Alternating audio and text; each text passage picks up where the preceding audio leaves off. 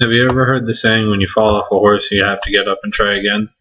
Walt Disney took that saying and ran with it. In 1923, Laugh-O-Gram Films went bankrupt. It was Walt's first film studio making animated films. Soon after, he went to Hollywood to partner with his brother Roy O. Disney. They sold Walt's first films, the Alice comedies, and later that year they formed Disney Brothers Cartoon Studios. In 1926, it became Walt Disney Studios. After the fall of the Alice comedies, he developed an all-animated series based on his first character, Oswald the Lucky Rabbit, which originally was distributed through Universal Pictures. After 26 short films, he again went and lost another contract. At the time, Charles Mintz tried to take over control of Walt Disney Studios, but instead he stole four top animators for his own short films. In 1928, trying to recover from the loss of Oswald, Walt came up with an idea to create another animated series starring a mouse named Mortimer. His name would eventually change to Mickey Mouse, and he took the world by storm, starring in Steamboat Willie, the first animated film with synchronized sound. Steamboat Willie premiered at Broadway Theater, and from that point Disney was on a roll. Disney continued to produce more and more animated Mickey Mouse short films with sound, and eventually turned Walt Disney Studios into Walt Disney Productions, with it creating Walt Disney Enterprises and two subsidiaries, Disney Film Recording Company, Limited and Loud Realty and Investment Company for their real estate holdings. The corporation was split 60% for Walt and his wife and 40% to Roy.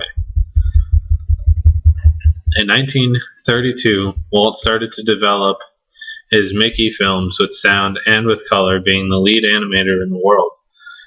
With that, he started to create his first animated feature film, Snow White and the Seven Dwarfs. It took over 3 years to develop, but by 1939 it was the highest grossing film of all time. With the profits of Snow White, he began to look around for properties. He bought 50 acres of property in Burbank, California to Walt Disney Studios, which is headquartered there to this day.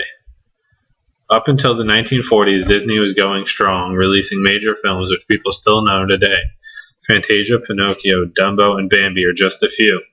He was on a roll until World War II started, and most of his animators and staff got drafted to fight in the war, and Walt himself was drafted to make war films to promote America's involvement in Europe. Disney was slow to recover from his losses during the war and did not see much of a change in the film industry until 1950, with the release of Cinderella. With its success, he started back on track with films such as Alice in Wonderland and Peter Pan. At this time, Disney decided to end its contract with RKO Distribution and to make its own Buena Vista Distribution Company. ABC decided to partner with Disney to start a broadcast show called Disneyland. From there, Walt had ideas of creating a theme park where people of all ages could be happy.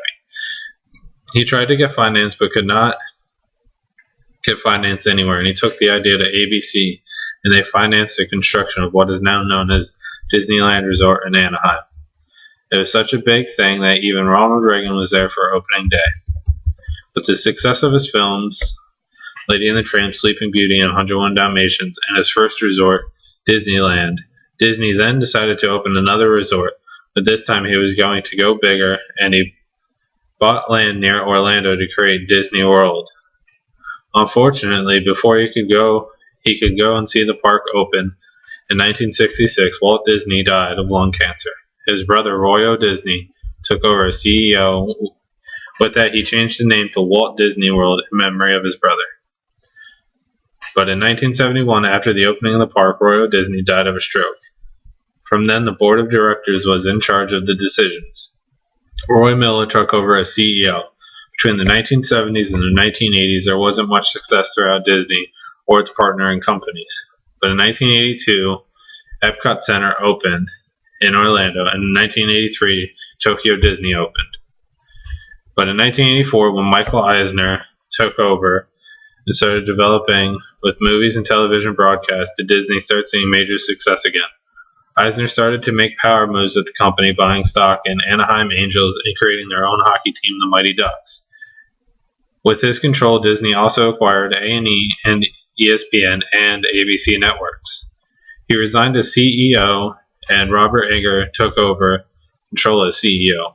One of his first moves was to purchase all the stock transfer of Pixar Animations for $7 billion. He also purchased the Muppets, and he purchased Marvel for $4 billion and Lucasfilms for $4 billion. He has tried to become the strongest company in films, and he is working hard to be on top. Disney is ever growing and ever expanding, and even though there were plenty of hard times down the road, they made it. Disney plans on opening more theme parks and more resorts around the world, as well as releasing 8 new animated films between now and 2018. I bet when Walt fell off his horse, he never dreamt that getting back up and trying again would lead to what his empire is now.